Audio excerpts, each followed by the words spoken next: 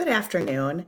With your welcome email, you should have received a family login information attachment that looks similar to this, except it's in a PDF file.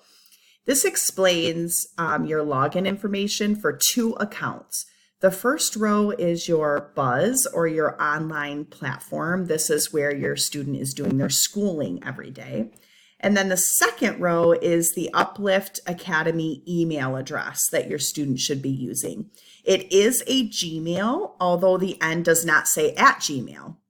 But this Uplift Academy email address is your student's school email. It is also your Learning Coach email. So this section here shows student login information. This section will show Learning Coach. Now, in order for me to send out a video to most of my students without having private information on it, I had to show you what it looks like on our end before we enter in information.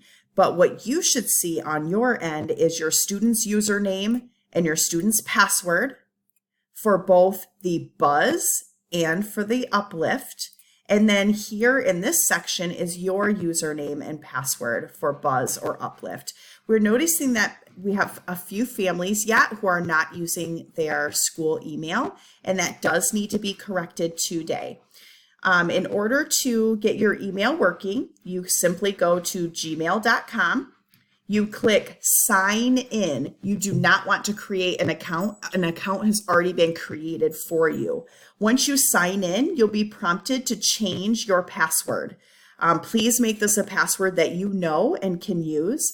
The only way that you're able to change this afterwards, and if you forgot, is to probably call tech support. There is a row here that talks, or a column here that talks about tech support. They've got tech support for your Gmail, and then there's also a separate tech support for your online classroom. Please let me know if you have any questions.